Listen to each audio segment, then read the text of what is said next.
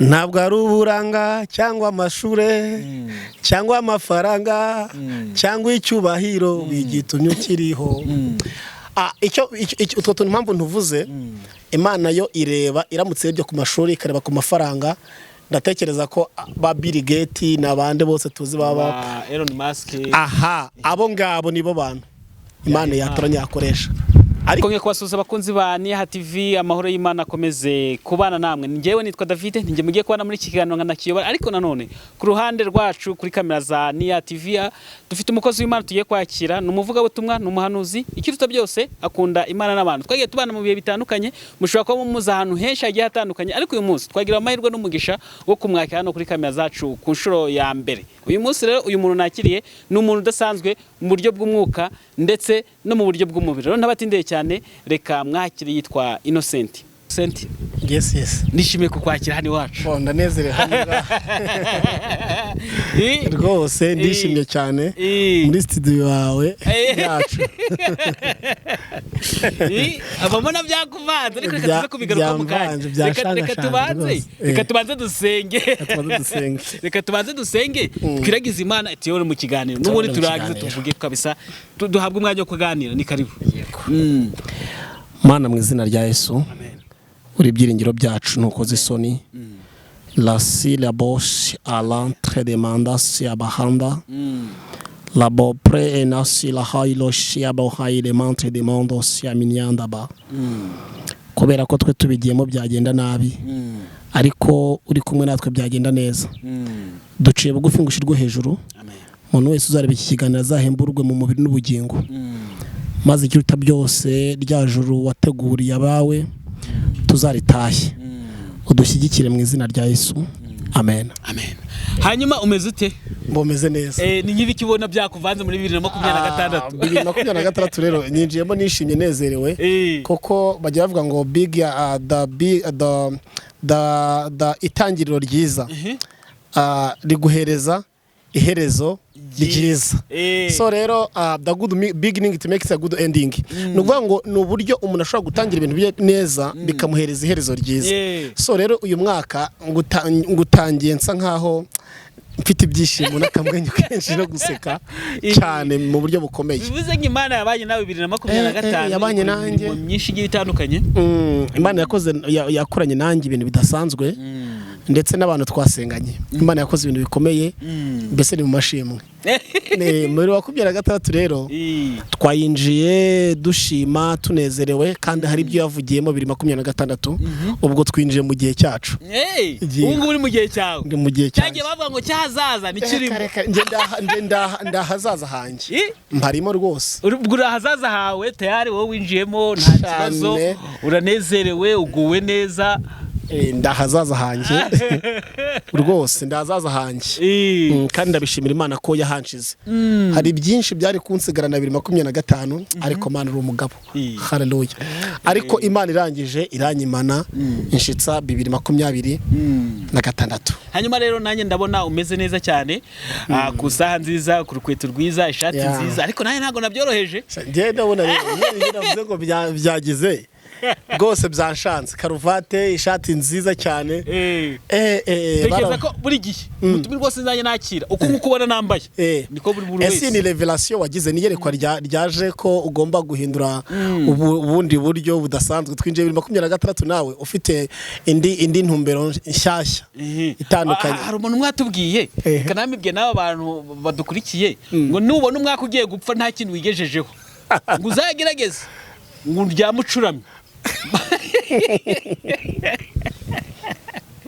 Kuvuga ngo nubona nta kintu umwaka upfe nta kintu wigejejeho uzagerageza uryamucuramye, atari ko bigaragara ko ari ikintu wigejejeho cyangwa ari impinuka zabaye mu bugitando ryamama, uhita uhindura umusego ushyira hanga.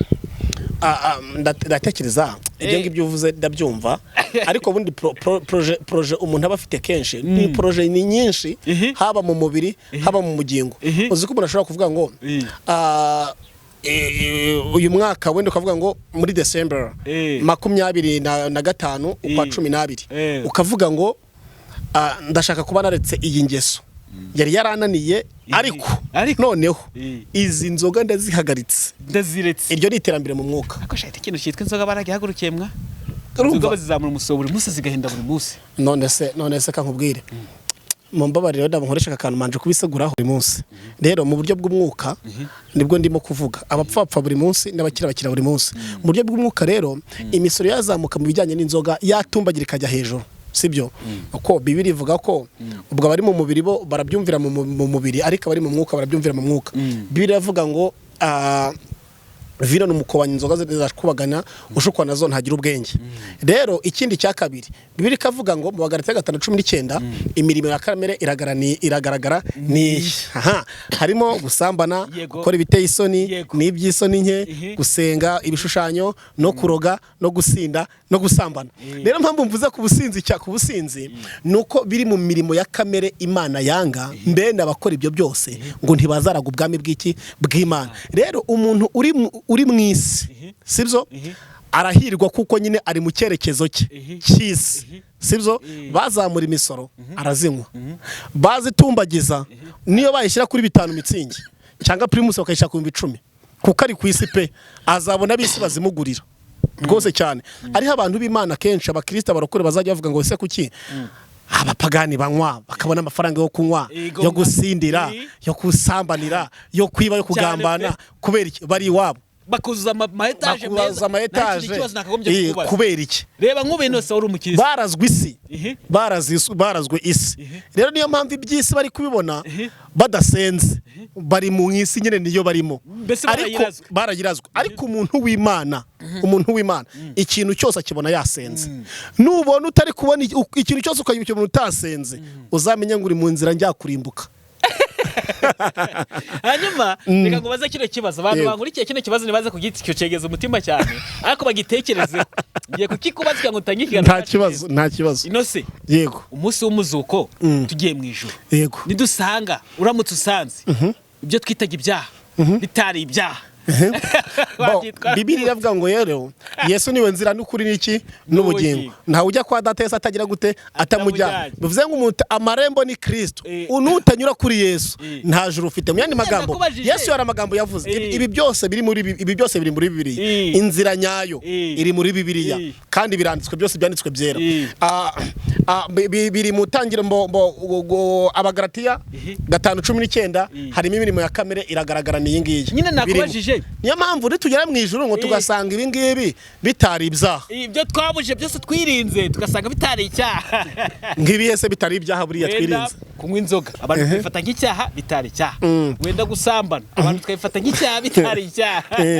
wenda kwica byo kwambura umuntu ubuzima ariko kenshi Bibiliya hari ibyo bivugaho kenshi ndizera neza ntashidikanya kuko amarevelation yose yagiye atambuka Amerika yose yagiye amahishurirwa yagiye atambuka agaragaza yuko kuri wa munsi cyakora hari ibyo twita ibyaha nkanjye wenda nk'umwadeperi sibyo undi w'umukatolike ngiye nkavuga ngo ntabwo nzigera nk'inzoga sibyo ariko mu mategeko y'abakatolike ntabwo ari icyaha icyo gihe Imana izakubaza wowe waravuze ngo iki ngiki kubera ko cyaguteranya n'Imana sibyo waragikoze uwo n'Imana mwagiranye urubanza ariko uyu nguyu we n'Imana ntabwo bagiranye iki urubanza urugero turabizi ko muri ADPR ntabwo gupfa kwambara ipantaro biragoranye n'imiziro ntabwo wajya kuri gusuka kwambara ipantaro wajyana kwisenga ariko ntiwajya kuri alita cyangwa nk'ubundi wajya muri ADPR ntabwo bakunda kwambara ipantaro bagiye gusenga nonse ugiye mu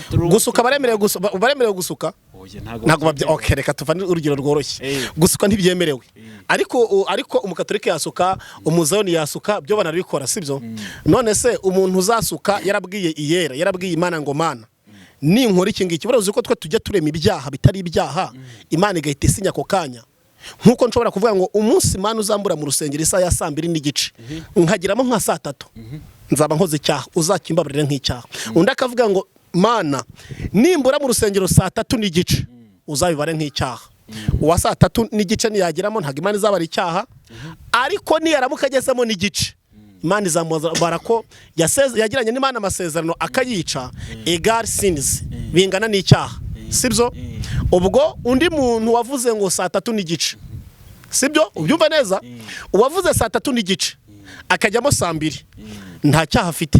Uwavuze saa 2 n'igice akageramo saa 3 n'igice akageramo n'aba saa 3 n'igice bagezemo, Imana izamuvuga ngo wowe wakoze icyaha. Bivuze ngo niyo mpamvu rero njyewe niba ndi umwadeperi, niba ndi umuzayoni, narabwiye yera irabwiye Yesu nkavuga ngo Yesu sinzanywa inzoga, sinzashaka abagore babiri, sinzariganya. Umunsi nariganyije nanywe y'inzoga nk'umwadeperi, nk'umuzayoni, nk'umudezami, nk'umuki, icyo gihe ijuru rirazandika ko nakoze icyaha gikomeye. Hari ibyaha publique, hari n'ibyaha bitari publique, bitari rusange. Reka nkwereke impamvu nabyo mbisobanure. Umuntu ashaka kubaza ngo ibyaha rusange ni ibihe, ibitari rusange ni ibihe. Ibyaha rusange ni nka gutya umuntu ashobora kugambanira umuntu, biravuga ngo ntukagambane. Ibyaha rusange hari ukuntu umuntu avuga ngo ndamwaka ubuzima, ibyo ni ibyaha rusange. Ndabeshya, ndagira ubugome, ndakora ibiki n'ibiki n'ibiki. Ariko ibyaha bitari rusange biri ku muntu ku giti cye, kwa kuntu uhereza umuntu isezerano, sibyo? Iryo sezerano wamara kuri muhereza ukaryica, ukavuga ngo wenda mu nzu yanjye nta cyitwa inzoga kizigira kinjiramo, sibyo? Sinkiguhaye nkaguha isezerano ngo mu nzu yanjye ntabwo nzigiranywa inzoga habe na gato. Hanyuma nkagira abashitsi bemerewe kunywa inzoga wenda nk'abakatolike, imihango yabo irabyemerewe, sibyo? Bakaza bakanywa inzoga, bamara kuzinywa bakazinywera wenda mu wanjye. Icyo gihe rwose nzabarwa nk'icyaha nasengeye ibyo ntagomba kugira gute gusengera. Mbese mu magambo make uko wizera ni kugenda ukurikira urema ibyaha bishya cyane rwose. Uko ugendana n'Imana n'uko ugenda uganira n'Imana ni kurema ibyaha bishya. Bivuze ngo hari umuntu twigeze kuganira arambwira ati buri wese afite uko abana n'Imana ye. Buri wese afite uko abana n'Imana ye, ariko hari nuko twese duhuriye ku mubyeyi. Yego, ure hari umwana ukaraba mu gitondo, hari n'umwana woga nimugoroba, ariko mwese mugataha mu nzu imwe. Kuba umubyeyi umwe. Tukubaha umubyeyi umwe. Ako ngako nakumvise. Hanyuma rero ukomeje ku kantu twatangira ikiganiro cyacu neza, uravuze ngo abadaperi ntibemereye gusuka imisatsi. Icyo ni ikintu uvuzeho, mbita nyumva, mbita nyigeranya noneho n'abana b'abakobwa bahanuriye Dorcas na Vestina. Kwa warabanye abana barisukishije muri adeperi. Dorcas ejo bundi yarisukishije, Vestina we yarisukishije mbere. Ni abana wasenganye nabo, Imana yagiye gucisha mu buhanuzi bwabo bw'igihe gitandukanye. Wabifashe ute inosa nk'umwadeperi? Hariya rero hari igihe ubusirimu rimwe na rimwe bushobora kutwambura ubugingo, kandi kubura umusirimu, ijambo ry'Imana rivuga ngo uko yari ari kera kose Yesu n'ubu ngubu nikakiri. Yesu yahoze ari umusirimu, mbese ubu nta terambere agira, ari mu cyerekezo kimwe. Ntagavuga ngo uyu munsi ngo kuva turi 25 iterambere rya Yesu, ngo kuva twinjiye 2026 ngo ubwo niho twinjiye mu terambere ryiza, ngo byabinde ngo byari by'abaturage. Oya, biravuga ngo muzirikane uko mwari muri mugihamagarwa, mubizirikane cyane. Rero David niba warahamagawe kera cyagira ukubwira Yesu ukumurira ati mani bisinzabikora, mani bisinzabikora, ukabura kurenga ku nshingano, uzabifate nk'icyaha uzihana, ukabwira Yesu ngo mbabarira, nyambika indi mbaraga bundi bushyashya, kuko naratandukiriye. Nabo rero baratandukiriye, bazajye kumusaraba ku isoko, basenge basaba Imana imbabazi. Vestina na Dorcas bazasaba Imana imbabazi. Uko niko kuri, kuko ubwabo kuko bifata. None se reka nkubwire David, hari igihe rimwe na rimwe ibyaha tubihindura, tukabihindura ngo ntabwo ari ibyaha bitewe naho tugeze gute, naho tugeze. Muri Amerika abantu benshi wenda bamwe na bamwe banywa inzoga benshi, sibyo? Hari n'abantu bavina hangaba Imana yabateza intambwe bagerayo, bagatangira kunywa amayoga, bagatangira gukora ibindi ngo bageze i Burayi. Mu by'ukuri Imana yatuzanye ku isi atari kugira ngo isi duhindure, ahubwo kugira ngo twe duhindure iki, duhindure isi. Ntabwo ari cyo gihe cyo kugira ngo ibihe twe biduhindure, ahubwo duhindure ibihe. Mu gihe ibihe bitameze neza, bimeze nabi, twe tubihindure bibe byiza, sibyo?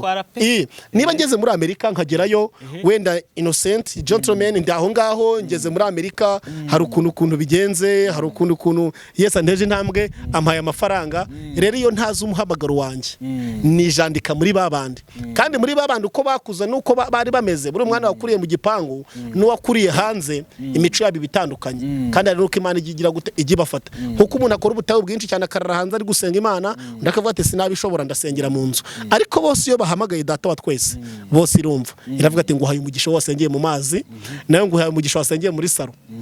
kandi Imana ikabereza umugisha ngo uhaye umugisha wasenze iminsi 3 ngo uhaye umugisha wasenze iminsi 40 mwese mbahaye umugisha Imana igireba intego mu mutima bura Yesu azi nkuko abigishwa benshi barimo bagenda ngo Yesu ngo abitegereje ngo Yesu aravuga ngo hari umuntu nkozeho kandi bari benshi none abigishwa baravuga ati se nigisha baravuga koko ngo abantu bagukozeho aba bantu ni benshi nanjye ubwanjye nagutacinzeho none ukuvuga ngo ninde wagukozeho kandi koko bari bamukoze bari benshi banamwanduje n'umwenda none bavuga ati nyamara hari unkozeho aravuga toya rwose nawe urakabije Yesu avuga password ikomeye avuga ibanga rikomeye aravuga ngo ikimenyamenye cy'umuntu nkozeho hari imbaraga imvuyemo kubera uwo muntu unkozeho mu yandi magambo abantu benshi bari kubyaganira kuri Yesu ariko ufite intego hari ufite intego numwe Yesu azi umuntu ufite intego azi umuntu uri kumushaka afite gahunda umuntu uri kumushaka afite gahunda rero niyo yaba ari gusengera mu bantu 1000 abantu bari gusirimba ari 1000 Yesu azi umuntu ufite umutima uri gusirimba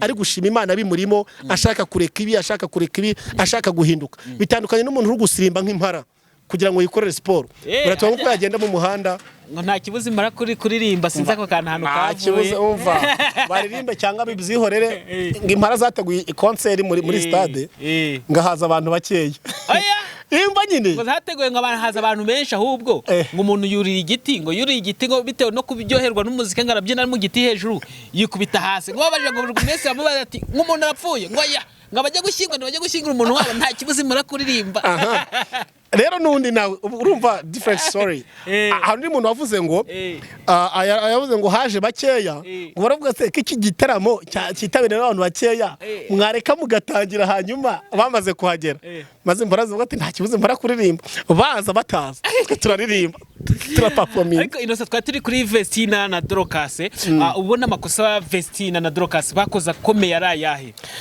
amakosa ya mbere bakoze icya mbere bibagiye umuhamagaro yego bibagiye umuhamagaro uko bari barikira bagihaguruka ko nabivuze ngo cyatumije abantu babakunda mbese icyatumiza abantu babakunda ntago bagikomeje kugikora bundi muntu nagukundira ko uzi gusenga uzasenge double y'amasengesho umuntu nagukundira uzi kwinginga uzinginga biri double umuntu nagukundira ko uzi gukora protocole uzakora protocole naho batabikubwiye ukore bipfa kugenda neza buriya rero icyo twabakundiye bari natural bari naturere mu bijyanye na salvation yabo n'agakiza kabo bari umwimerere no kwizera bari umwimerere mu buryo bwose sibye no kubeshya nta mwana yishizeho dusokasa neza na Vestine nuza Dorcas kwa nyine kenshi umuntu ari kwerekeza mu kindi kirere abisi bavuga ko biri kurushaho kuba byiza Ndaje bayuwisi ntago wisi ariko mu kirere cy'umwuka maybe ko mu kirere cy'umwuka uri kumureba ko nta kibazo ariko no mu kirere cy'isi wenda tubyemere kameze neza uzi ko uyu munsi nshobora gusuka ibisuko abantu bakavuga ngo mana we izi dread zirakubereye ariko ubugingo bwagiye kera bitandukanye n'ibibona bitandukanye n'iby'Imana ibona bure nk'uko nkubona bitandukanye nuko Imana iri kukureba cyane rwose abantu bashaka kuvuga ati wow vraiment ça va komeza urugendo nta kibazo yego ariko Imana yandeba ikabana ndi umwanda ikabana nta kintu kandi ijambo nzari bazanira ngaho Imana ibona abantu ngo babwiriza ariko mu maso y'Imana ikabona ari nk'umunuko baririmba ikababona ari nk'amase kandi twe twabareba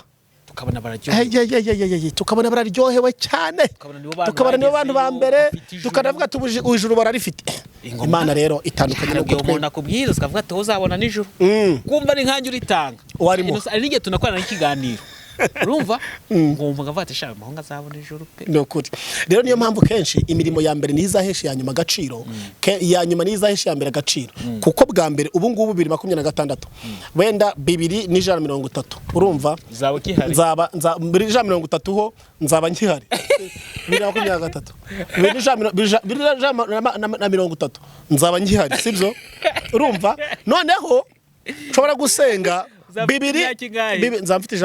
nzamfite imyaka 100 zingahera katrebe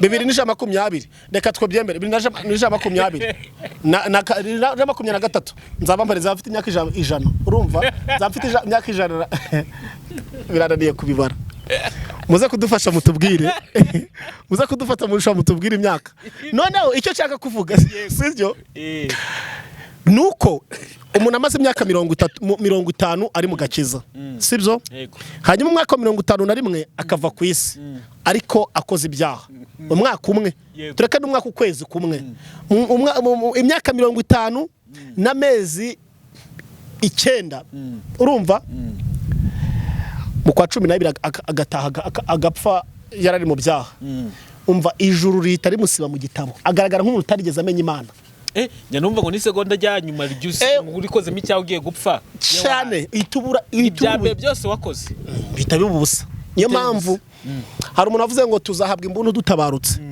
ntabwo uzi future hawe kuntu hameze kuntu hahagaze birashobora ko hari ibyazitambika niyo mpamvu Jehova Jire yaririmbye ngo ifeza n'izahabu ni byiza kuri nge kubaho neza ni byiza nabyo ni byiza kuri nge ariko mana hari icyo ngusabye uzandindira ubugingo buriya iradi password ikomeye kuvuga ngo uzandindira ubugingo mu magambo hari nge narangara bakabwira uzabundindire kugeza ku iherezo iyo ari ku iherezo rero kuri wa munota wa nyuma Imana ikakwibutsa akavuga ngo nubwo uri mu buribwe ugahita uvuga ati Imana nubwo ndi kuribwa uburibwe mbabajwe n'umubiri hari ibyo wakoze byiza hari ikintu wakoze gikomeye hari uburyo warinze ubugingo bwanjye hari uburyo wampagazeho bigatuma ukomeza gushima Imana yagutwara ukagenda nk'umukiranutsi utayiva Imana ibintu nkoreye business zidaciyemo nubwo atangiye utanga ijuru ariko hari umuntu upfa avuga ati umuntu Imana ijuru arikwiye nyine hari umuntu uvuga nyine ukavuga ngo ijuru ariko hari umuntu n'ukuntu yabanye n'abantu hano ku isi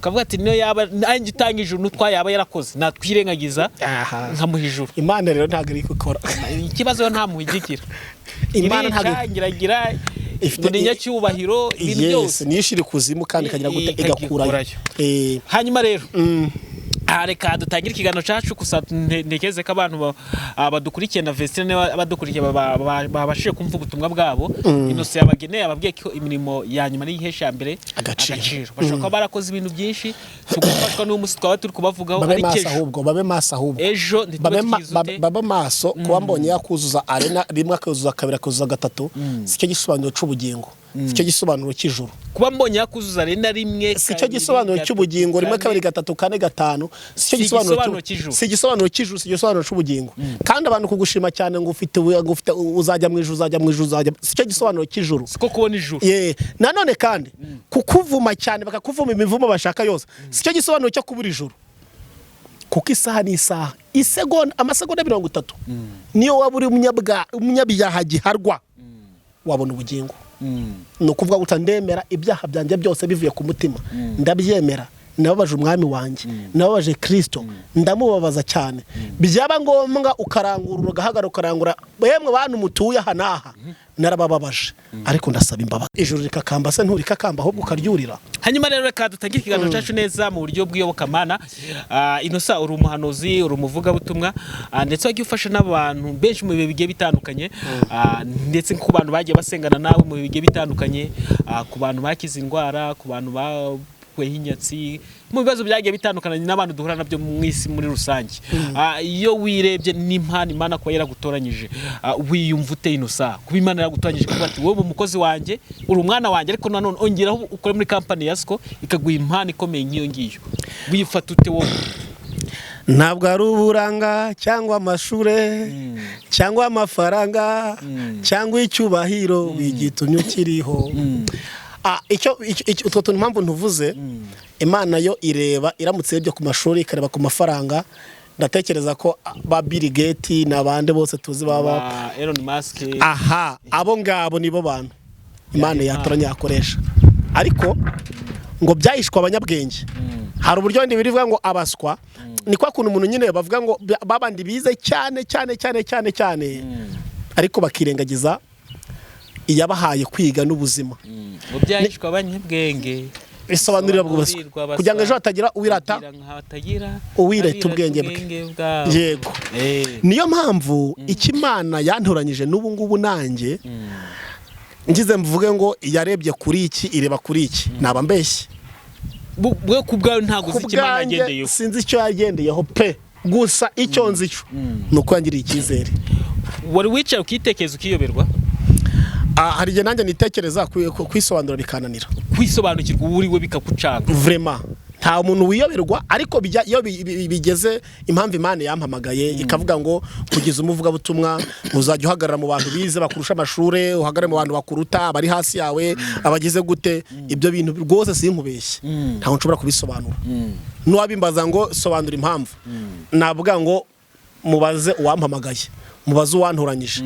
Impamvu iki yantoranyije? Nta mashuri menshi mfite, nta mashuri mfite, nta mafaranga mfite, wowe ikakwihora uyafite. Hanyuma iyo witekereje ngaho akenshi ugarutse kuki ubutekereje nize ishusho ziba zikujemo, ni ngiki kintu kiba kibaye muri ako kanya? Mbona imbaraga y'Imana mu muntu, ko Imana ishobora gukoresha n'agahinja ikagakoresha ibyo ishaka kandi ikakuzuza ibyo abantu b'imyaka 40-50 bakuzuza, ikaba yakoresha n'uruhinja rukabikora. Bivuze ngo nta kampara imbere y'Imana. Umuntu yanze gukora ibyo Imana ishaka, ishobora guhita ihamagara undi muntu runaka tutazi, tutatekereza. Kandeba njyewe cyane cyanekereza. Umva umuntu utagute David, ibaze ngo ndi kukorera ngahita avuga ati ino reba ibintu warayemo iyeze kukejo cyane, nk'ubu nkaba nkureba nka gutyo, ariko shakiza imana izaziguha. Kenshi abantu uzajya ukunda kubana nabo byanga bikunda, hari shares ya Holy Spirit uzabakuraho.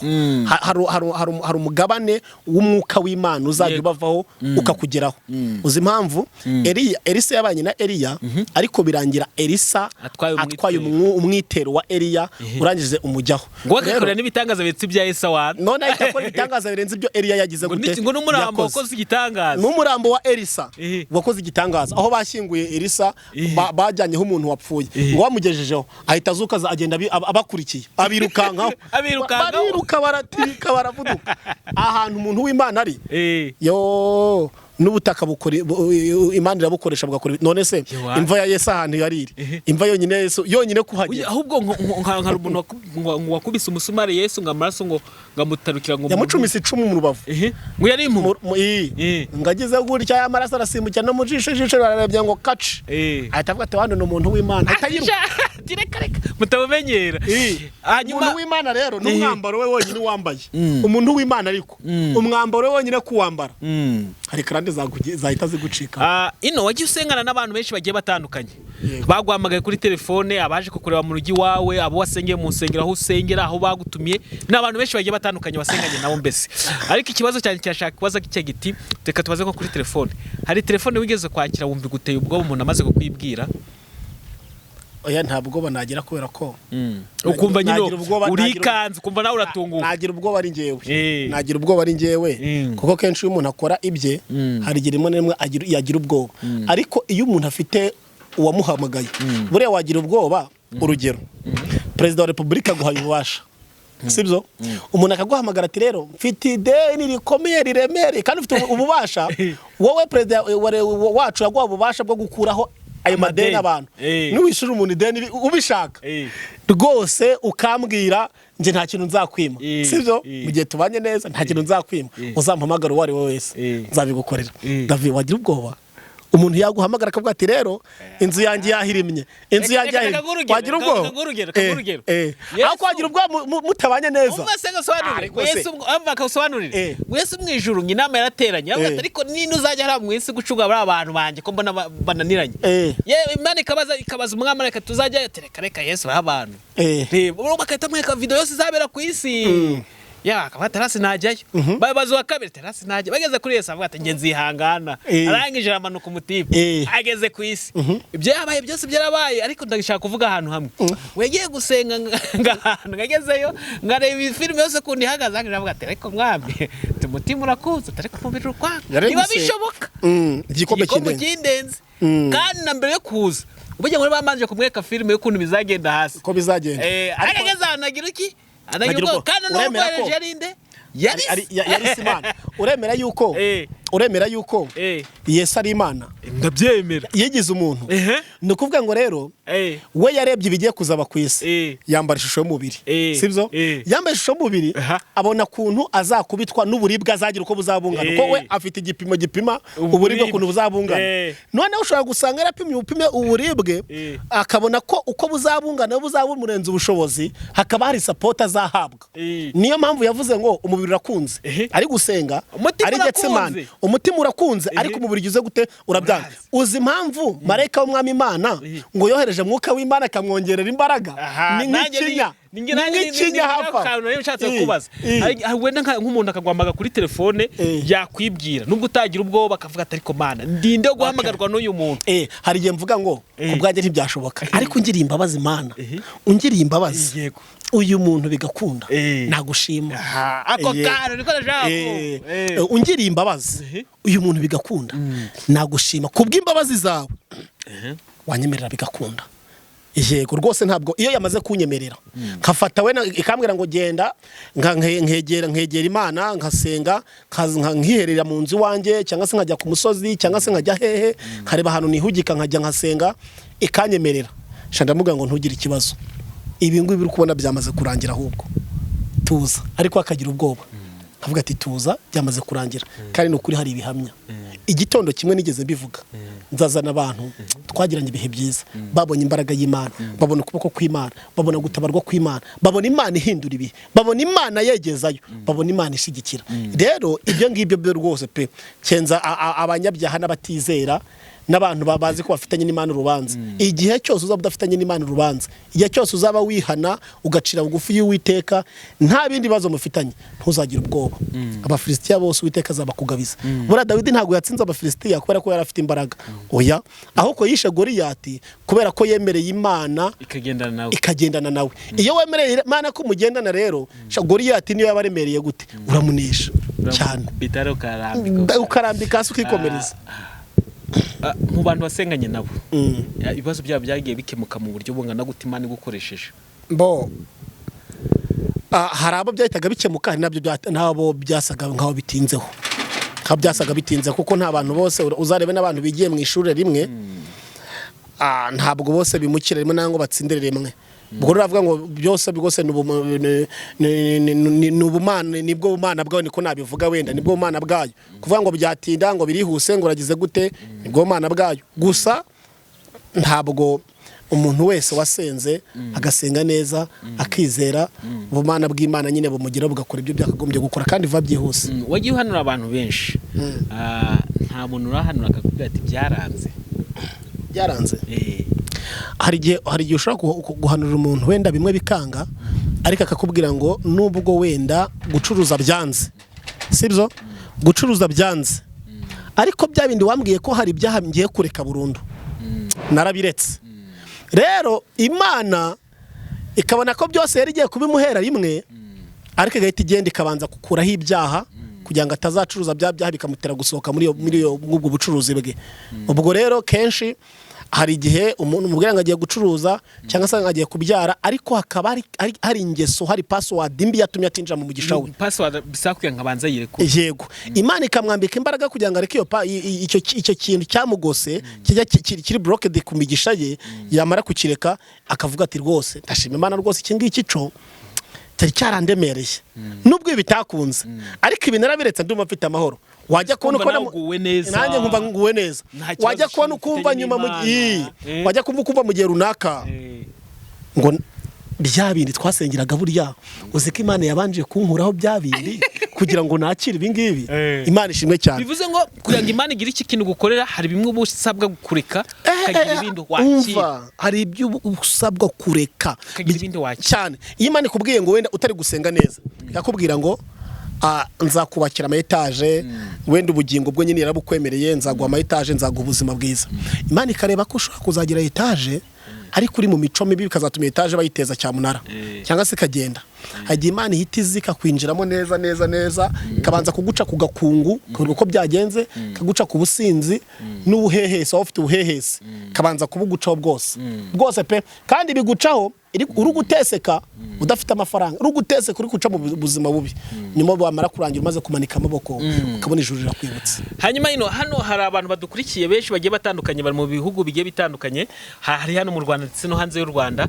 Harimo bamwe bagifite imyumvire ko Imana yakoraga kera atari igikuru ubu ngubu. Imana yabanye na Mose mwayira misi yashize akora abayisirayeli mu Egiputa akabageza mu butayu bw'i Kanani kuko niho Mose urugendo rwe rwarangiriye cyo kabandi barabakomezanya babageza i Kanani. Urumva bakavuga ati Imana yagikora ngo Imana cyane ntigikora nk'ubu ngubu. Wowe ibyo ubifata gute? Ubyumva ute abantu bafite imyumvire nk'iyi? Nicyo kintu wababwira?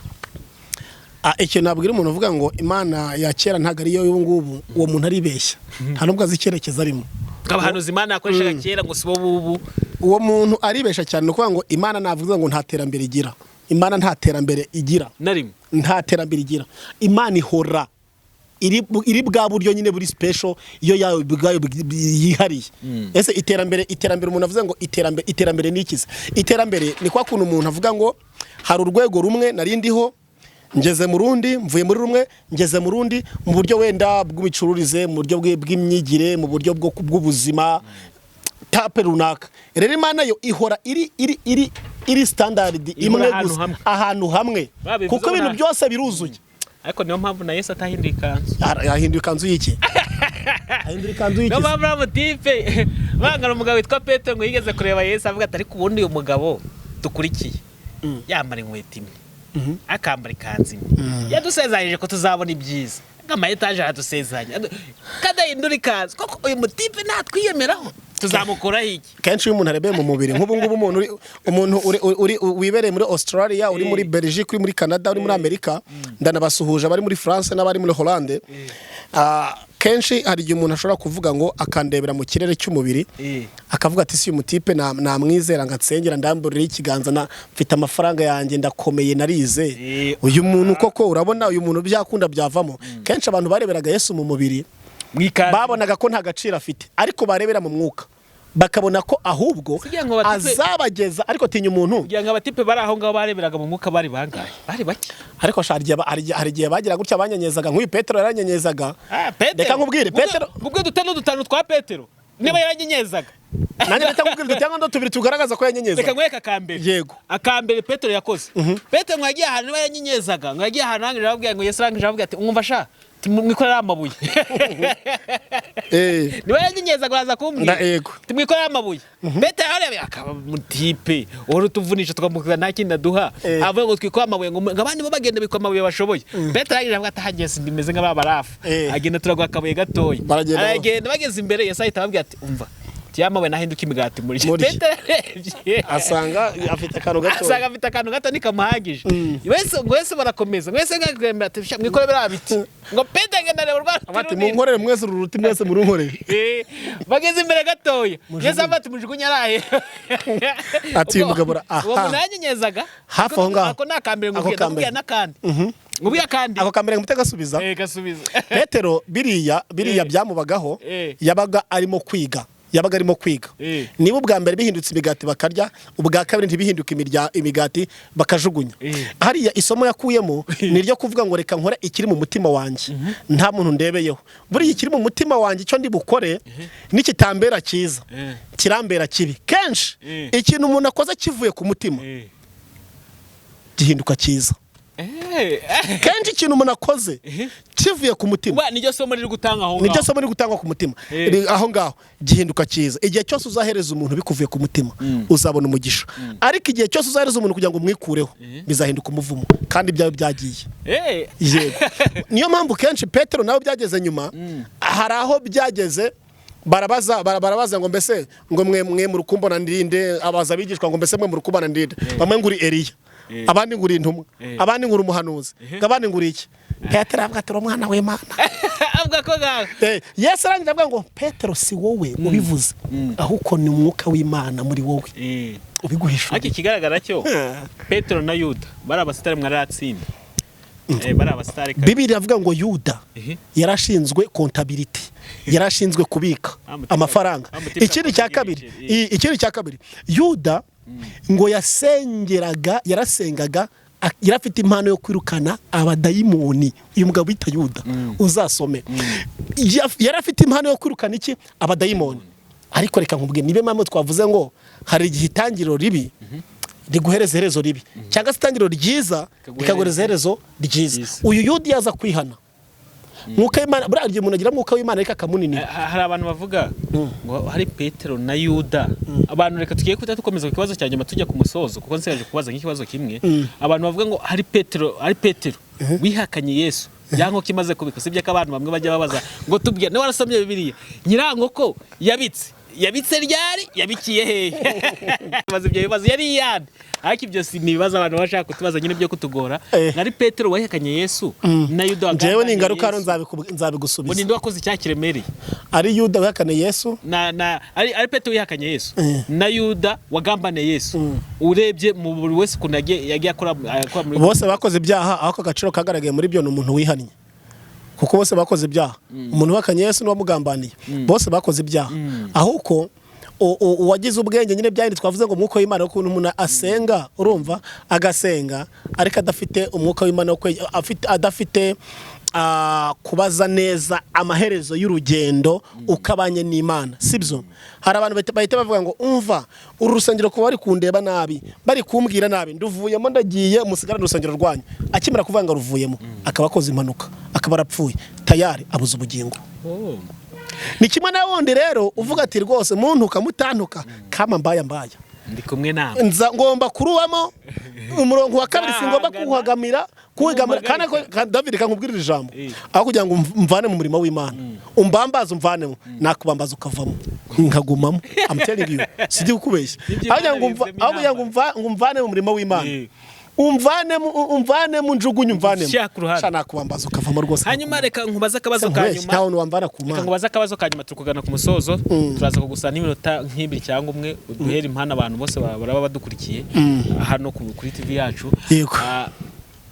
Inosa umuntu ugiye kuguhamagara ngo musengane cyane cyane ko ufite impano ikomeye zitandukanye, umuntu ashobora kwitwara gute kugira ngo tuze kubwira abantu mu gihe tuba tugiye gutangana nimero yawe baze kuba bazi neza ko bagomba kuza kuvugana nawe kugira ngo ufatanye nabo mu gusengana nabo kugira ngo muhamagare Imana? Yego, kenshi umuntu ngiye ushaka kugira ngo amamagare dusengane kandi Imana ikaba yakora mu buryo mu bumana bwayo nyine ikabikora mu buryo ishaka ariko byihuse wenda, sibyo? Hari Imana ikora mu buryo bwihuse cyangwa se igatinda n'ubumana bwayo, ariko mu buryo bwiza bwo gutereta Imana urayitereta igatereteka. Niba hari byizakora mu myaka 5 ikabikora mu myaka 1, niba hari byizakora mu mwaka ikabikora mu mezi. Hari wavuze ngo ibya Yesu ni ku murongo. Oya, nukuri kw'Imana ni ku murongo ndabyemera, ariko hari icyo bita gutitiriza. Uyu mugabo bita Daniyeli mu bice 3 uzasome biravuga ngo yarasenza yafashe iminsi 3 yo gusenga igisubizo ntiyakibona, arakomeza kubita amavi hasi ngagera ku munsi wa 21 ngo niho marayika w'Umwami Imana, kandi Imana ku munsi wa 3 yohereje igisubizo.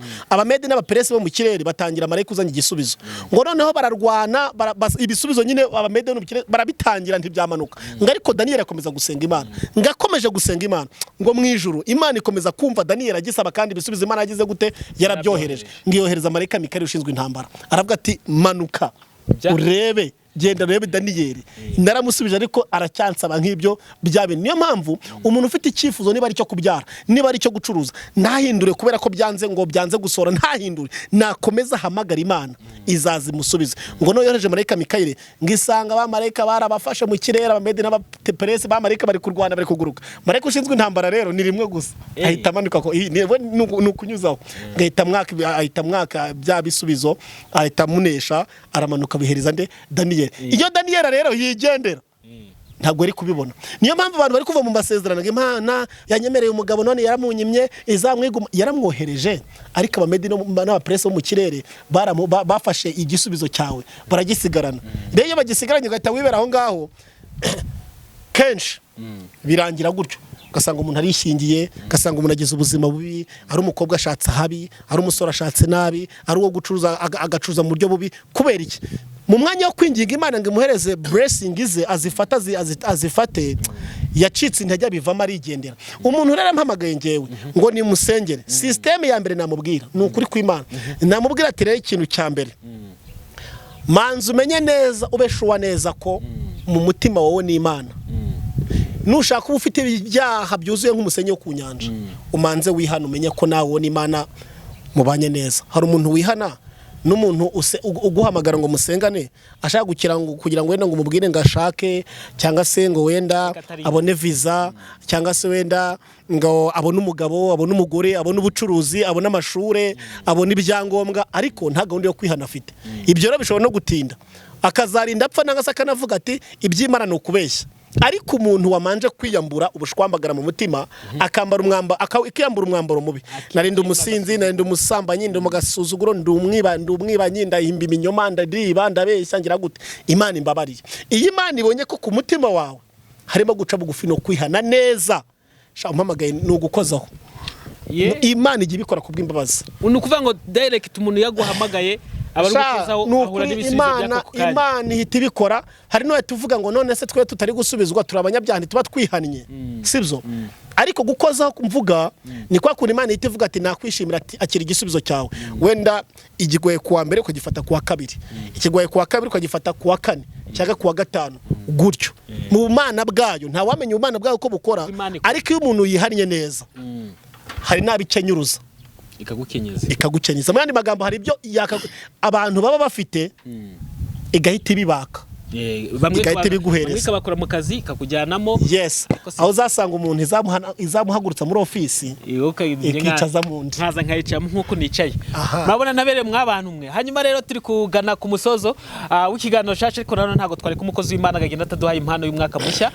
Tugiye kumeza iminota nk'ibiri gusa, ntago ari myinshi, ni iminota mike ku buryo nawe wayihanganira. Niba n'ubundi wafasha akanya ukadukurikira muri iki kiganiro, n'ubundi hangana y'iminota ibiri uyumva umukozi w'Imana duhereza impano y'umwaka. Turakurikiza gufata nimero yiwe, niturangiza dusengera abantu bafite ibibazo bitandukanye, bafite ibyifuzo bitandukanye, abantu bashaka kwakira Imana. Ariko nanone gushishikaza ko wamuhamagara mugasengana mu buryo bugiye butandukanye. Ni umuntu mwiza ngenda mabarata, kuko twarabanye, hari n'ibyo yagiye aduhanura byinshi byagiye bisohora, hari nabo yafashije benshi batanze amashimwe. N'uyu munsi rero nawe twongeye kuza kugana nawe. Inosa yego, Imana ishimwe cyane. Tujye gusoma mu jambo riboneka mu Tangiriro igice cya mbere umurongo wa mbere n'uwa kabiri. Bibiliya ivuga ngo mbere na mbere Imana yaremye isi n'ijuru, isi yari ubusa, umwuka w'Imana, isi yari idafite ishusho, ngo ariko iyihereza iki? Ishusho. Ngo umwuka w'Imana agendaga hejuru y'amazi. Imana ishimwe. Rero iyi kado mbazaniye, mbere na mbere Imana yaremye ijuru n'isi, ariko nawe tukinjira uyu mwaka ku kwezi kwa mbere, mbere na mbere Imana igira ibyo yuzuza ku buzima bwawe bituzuye. Mbere na mbere niba ari agakiza kari igice hagati kuzuze, mbere na mbere bidafite ishusho ibihereza ishusho. 2025 hari bitari bifite ishusho, bitari bifite icyerekezo, ariko 2026 twinjiye Imana ibihereza icyerekezo, Imana ibihereza ishusho, Imana ibihereza uburyo. Mbere na mbere bitari bifite uburyo bw'uko byakagombye kukugeraho, Imana itanga uburyo bw'uko bikugeraho. Ibitari bifite ishusho n'uburyo bw'uko washaka, wacuruza, wakirwa burwayi, Imana ihindure ibyanze guhinduka. Nta shusho ufite mu muryango, nta shusho ufite mu kazi, nta cyerekezo, Imana itanga icyerekezo mu izina rya Yesu Kristo w'i Nazareti. Imana ibereze umugisha, haze kwifuza ku mitima yanyu, kandi Uwiteka abashyigikire mu izina rya Yesu Kristo w'i Nazareti. Amen. Hanyuma Inosa, reka tugusabe n'ubundi udusigiye nimero yawe ku bantu bifuza gusengana nawe, nurangiza unasengera abantu bafite ibyifuzo bigiye bitandukanye. Imana ishimwe cyane. Nimero yanjye ni 0788 25 40 agateranyo 250 788 25 40 10. Imana bamugisha. Fata kwizera, dufatanye kwizera, nanjye nizere uyu mwaka mushya muhire twinjiyemo 2026 uzaba umwaka udasanzwe, kandi Uwiteka kubohoreho ingoyi zose zakuboshye 2025 winjiye 2026.